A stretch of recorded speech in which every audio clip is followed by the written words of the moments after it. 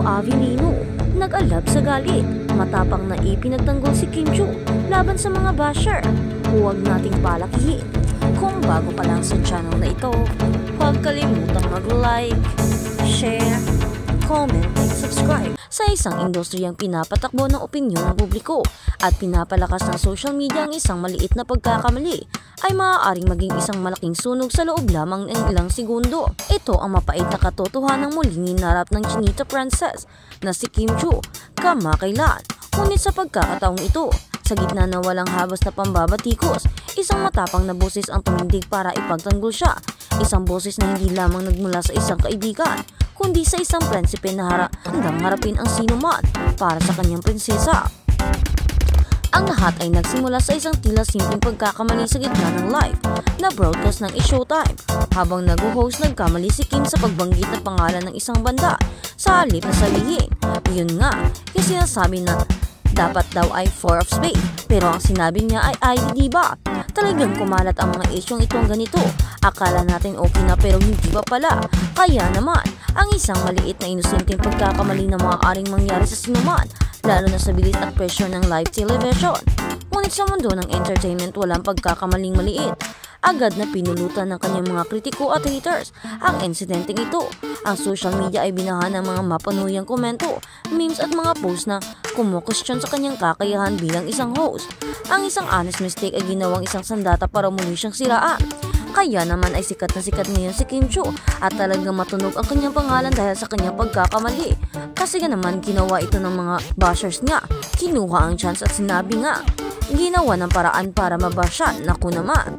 Talaga yung mga bashers, nag-aantay lamang ng isang pagkakamali at kahit ang useless na bagay, pinapalaki. Naku naman. Sa una sinubukan ni Kim na sagutin ang isyu ng may halong katatawanan at prangkang paliwanag. Inamin niya na ito ay isang honest mistake at hindi niya talaga kilala ang nasabing banda, which is normal din naman na magkakamali ka bilang host. Pero bakit ba pinapalaki? Parang ang hangin naman kung ganitong bagay ay pinapalaki pa. Ano bang makakain ng mga bashers para gumagawa ng ganitong mga issue? Bakit sila? Hindi ba sila nagkakamali? E di sila na yung smart, sila na yung matalino. Naku naman. Ngunit kasabay nito nagbitiw siya ng isang rhetorical na tanong na tumatak sa marami. Ang pagtatama ba sa pangalan ng banda ay may babago ang kahit ano o may babalik ang mga buwis na ninakaw? Ito ay isang malinaw na pagpunan sa mga taong mas pinipiling pagtuunan ng pansin ng maliit na pagkakamali ng mga celebrity sa mas malaking problema ng bansa. Na tama naman. Kasi bakit ba nila iniisip ang pagkakamali ni Kim?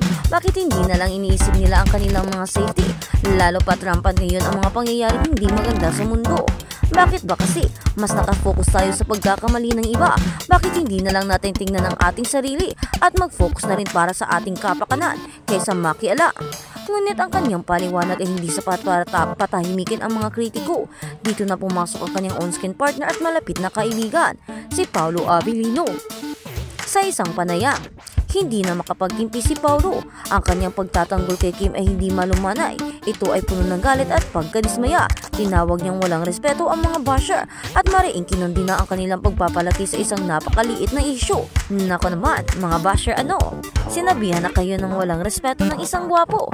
Nakakaawa naman kayo. Comment pa ng isang fan, huwag nating palakihin ang mga issue. Mariing payag ni Paolo na tila ipinapamukha sa lahat ang kababawan ng kontrobersya. Ang kanyang galit ay hindi lang para sa mga masasakit na salitang ibinabato kay Kim, kundi para sa maling prioridad ng mga taong mas pinipiling manira kaysa tumingin sa mas mahalagang suliranin ng lipunan. Iniko ni Paolo Avellino ang mga mismong sentimento ni Kim. Ipinahiwatig niya na sa dami ng problemang kinakaharap ng Pilipinas, mula sa kahirapan hanggang sa korupsyon na kakalungkot isipin na ang enerhiya ng ilang tao ay nakatuon sa pagpuna sa isang simpleng pagkakamali sa telebisyon kaysa unahin ang kanilang mga karapatan. Ang ating karapatan bilang mga tao ang dapat na i-prioridad.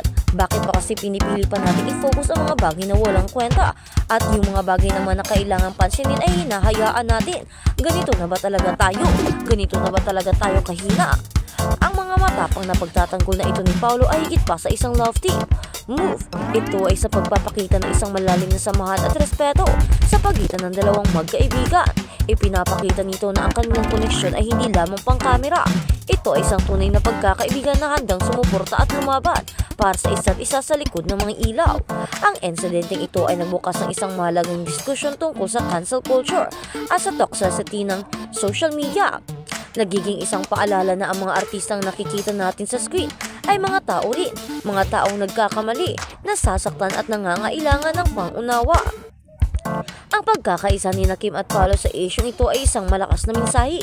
Ito ay isang panawagan para sa mas malawak na pangunawa at para sa pagtutuon ng pansin sa mga bagay na tunay na mahalaga.